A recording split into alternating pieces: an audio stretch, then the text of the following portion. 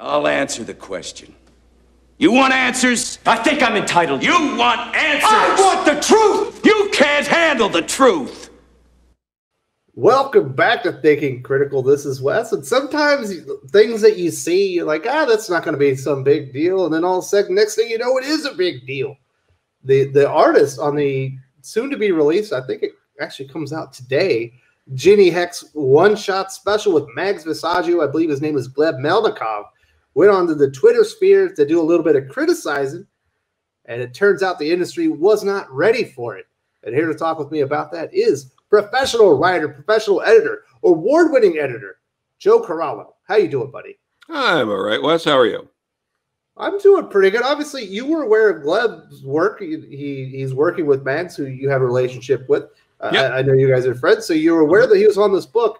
Now, I'm going to be honest. I know you and Mags are friends, but she did not do the best job promoting her interest in this book. But it feels like Gleb is putting some more eyes on this Ginny Hex project with his latest tweet. Yeah, I mean, there's a lot of factors that go into things like this, shifting schedules and all of that. There are you'll see, like it's not just a situation with this book. You know, if you're following enough professionals on Twitter, you'll often see things where they're like, "Oh, I didn't know this was coming out today," and like it's more of a systemic problem than something that's unique to creators. But yes, I've known about this for a little bit. I mean, we all have. They teased this some months ago or so, and now it's finally coming out. And and Gleb, I've been vaguely aware of. I think he's done some work at Boom as well, and he's been doing some more stuff at DC recently. I don't know if this is his first big sort of like oversized comic that he's done or not, but he's a bit of a rising star. He's got a decent Twitter following, so he's getting up there. Well, he decided to go out there and throw some hot takes out there and get some eyes on his Twitter and his new project. Now, before I get into the details, I do want to say, if you're not subscribed to the channel, subscribe, hit the bell for notifications, give us a thumbs up if you enjoy this, give us a thumbs down if you don't. Either way, we want to hear your thoughts on this tweet. Let's get into it. So Gleb Melnikov on Twitter said, "Please don't do this. You have 20 pages of superhero comic. You don't want to waste 3 of them on the exact same face over and over and over again." Now, I've mentioned this when I review comics. Like, you have limited real estate to make your impact. And if you're an artist, you really only get one opportunity a month. So you want to make your opportunities count. You want to make your inches as far as your page count. I completely agree with Gleb Melnikov's take on this. It's something I've talked about here on the channel. And he's essentially the hero of the people, Joe, because all the comic book fans were basically saying, kudos, we completely agree with you. We're done with static faces over and over and over. It's laziness. Sure. There's a lot of good in there. There's a lot of good intention, at least. Especially here, the panels, he was pulling, these are all drawn, uniquely drawn. This wasn't necessarily done to save time. Mm-hmm. As you can see on the screen there. These are, they're moving the face around a bit, different positions. Those are all unique drawings. Those aren't like static images that are repurposed. So I get what he's saying. I get what he's, doing here. It always falls into that kind of category where it's like, a lot of times things don't work, but there's always exceptions that make the rule kind of thing. There's, you see these kind of things like Alan Moore's done stuff like that. Neil Gaiman's done stuff like that, and it works. I think it's the overused trope, because we're also seeing in general, not just the faces, but that 9-panel grid kind of came back into fashion, and everyone wants to do them. And it's being overdone a bit. It's that same thing.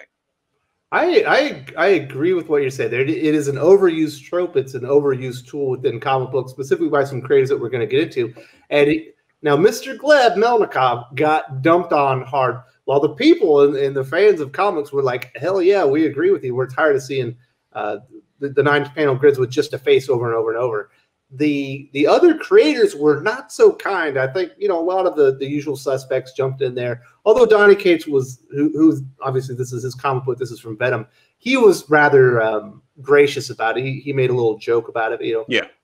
Alex DeCampi, Jamal Igle, a bunch of creators kind of jumped on him. One in particular I do want to talk about, because I think he's probably the chief problem with using these 9-panel static grids in a very negative light, and that would be Tom King. And he came back and he was like, 3 pages of static headshots in a comic book where the only visual limit is human imagination. Oops. And he's like, should have done 4. Now, obviously, Tom King uses this trope a lot. He used it ad nauseum in Heroes in Crisis. He's used it in Batman. He's using it to very negative effects in Strange Adventures. I don't know that I've seen it as much in Rorschach yet, but I imagine we're going to get it there as well. Such a waste of, who wants to read a Clayman illustrated comic book to just have the 9-panel grid with just stupid real world confessionals the entire time? What a waste of one of the most brilliant artists in the industry. No, absolutely. And I think I've said it before on a stream of yours or something, but I've been a fan of Clayman's work since he was doing stuff with X-Men Legacy a decade ago. He's a great artist, and yeah, I absolutely get that. I get you don't want to necessarily waste an artist's talent. I'm always weary of completely ruling something out because absolutely. Jeffrey Thorne chimed in. He said, "Listen, you illustrate the story the best way to present it, and after that, all rules are off. If this is what the story dictates, that's what you do." But there are some people overusing it. No, absolutely, and it's tough because again, in a situation like this, you don't necessarily know if that was the writer's call, or if maybe in that instance on Venom that was Mark Bagley on the art there, right? I believe so. Yeah. Yeah, that could have been his call. Maybe Donny wrote the script in a way where it was a little different. Maybe it was more dynamic, and it could have been Mark chiming in, being like, "Oh, I actually think what if we did this?" That might not be the case. I'm just saying that there are a lot of factors, so that's why I think you get a lot of ruffled feathers when people talk about this kind of stuff, because you don't know where it's coming from, you don't know whose suggestion it was, and people don't like it kind of being assumed when it wasn't the case. That's where I think a lot of this kind of gets weird and muddled, and people get, emotions start flaring up because of things like that. Now, I personally, when I saw the tweet, I did say it. I was like, that's much ado nothing. I agree with what he's saying there. I'm not going to quote tweet or anything. Obviously, a lot of people jumped on it. Are you a little surprised at the veracity from the actual comic pros that kind of went out of their way to criticize him and be like, know your place, Gleb? I'm only slightly surprised because the thing that got him was using a specific example of a popular comic book with a popular writer and a veteran artist. I think people got upset because here's this young up-and-comer who's telling Mark Bagley, who's been doing this for 30 years, that he doesn't know what he's doing. And I think a lot of people see something like that and understandably get defensive, because a lot of these people might have worked with Mark before. They might have gotten into, they might have been, I mean, he's been doing this long enough now where they could have grown up reading Mark's stuff. So I think that's where Gleb did himself in. If it was, probably should have grabbed this Tom King book, and then everybody would agreed with him. But it's like something like that, or just making the statement and not attaching anything to it, not using a specific example. I think people are a lot more open to talking about these sort of things. But when you start using specific examples, that's when people get upset. It's that whole, like, not in my backyard theory. Like that idea of, like, if you talk to someone who's like, oh, we should, like the typical example of that used to be like, prisons and stuff like that. Like, oh, we should have, jails, we should have places to put people. And then it's like, oh, well, what about in your town? Oh, no, not my town.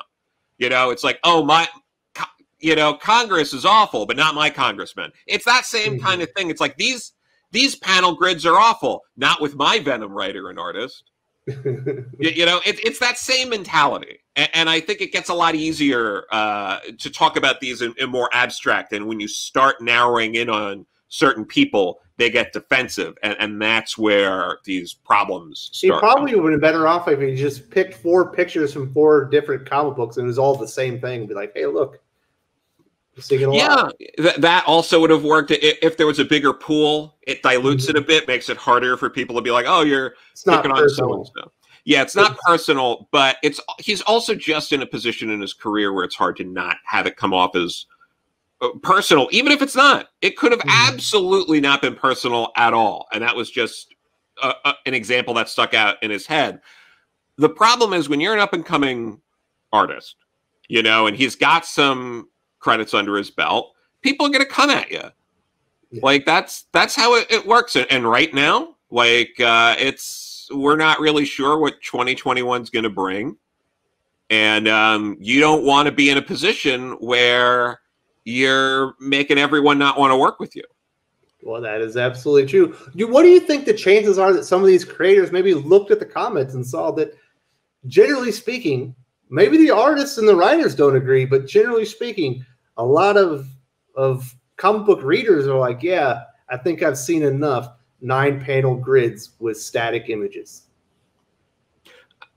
I mean, everyone hopes that means something, but it doesn't. I mean, if that really meant something, we would have less variant covers. They would have undid One More Day. They would have, not mess with Wally West constantly. Like there's all these things that keep happening over and over again, regardless of what the fans say. So as much as I would like there to be some, a little more of a balance, it's like, you can't just do what fans want with everything every single time. If we did everything fans wanted right away, Gwen Stacy would have been brought back immediately and probably would have ended up marrying, Peter Parker, and Mary Jane would have never been developed and all of that. That's something I think people forget was reviled. Fans absolutely hated. And now you talk to everybody and they're like, that's one of the best things that ever happened in Spider-Man, that arc. So, growth.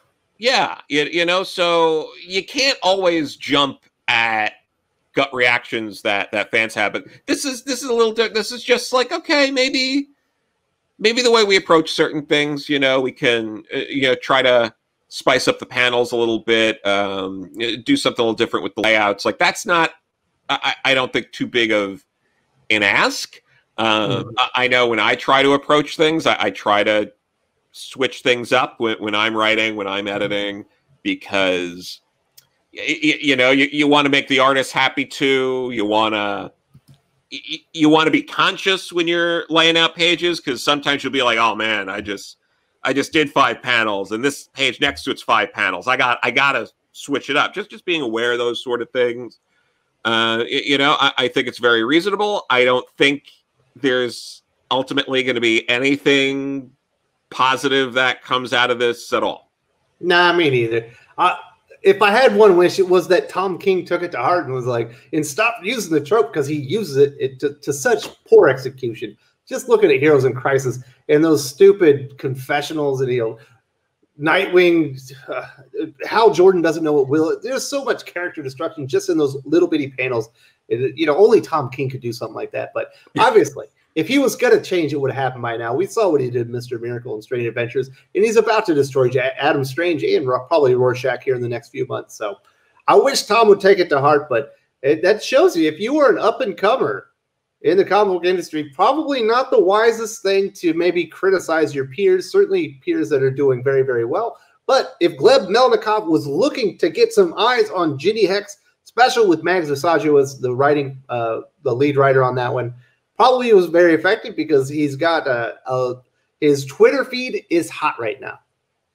Yeah, no, and again, like he has a pretty solid following. Final Order cutoff on Ginny Hex was weeks ago, but you know, I don't see why people shouldn't check it out. You know, considering what's going to be happening at DC in 2021, where we're probably going to be looking at a lot more meat and potatoes kind of books with backup stories with characters. This is probably going to be one of the last times we get like a real standalone obscure character in their own oversized one shot for the foreseeable future. So, you know, there's also reason to look at this and be like, you know what, if I'm at all interested, I'm going to check it out, because this might be a while before DC does anything like this again. And maybe if people respond well to it 6 months or so from now, we'll see some more stuff like this. Hey, if you're a fan of Gleb Melnikov and, you know, coming out and speaking a little bit of truth, because I do agree with his absolutely with his criticism. I don't know that maybe he did it the perfect way, but I agree with the sentiment, and I basically agree with what he was saying. If you want to throw him some support, go read Ginny Hex. If you like the art, post it on Twitter, throw it on social media. Maybe you'll send the message out to DC that you want him on more books in the future. You know, yeah, Ginny Hex, maybe something else. No, absolutely. And the cover for Ginny Hex, I believe, is Nick Darrington, who did that original Gerard Way's like first arc on Doom Patrol, and did some fill-ins from there. I think he did all the covers too, but you know, Nick's great. I've been a fan of his. I know he did stuff before Doom Patrol for a while, but like since Doom Patrol, I've been a big fan of his. So yeah, like it should be interesting. It's a little explored character, you know, in Ginny Hex. We don't know what the future of Wonder Comics is going to be either.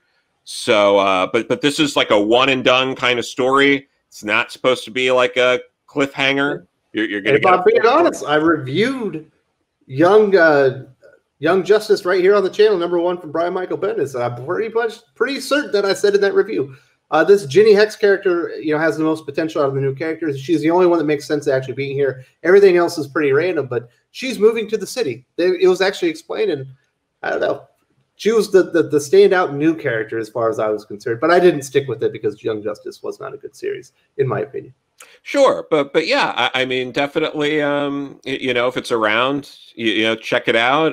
If you're interested in, you know, Gleb's art, absolutely, you know, check it out. And you know, yeah, we'll see where things go. We'll see what even happens with the Young Justice characters moving forward. I think we're still waiting on stuff from.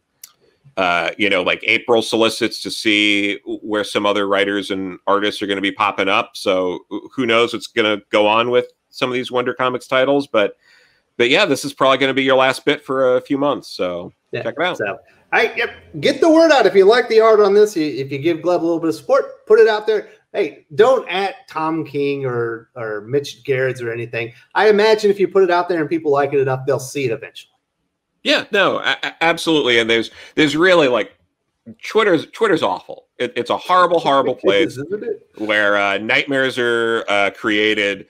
Don't add to it.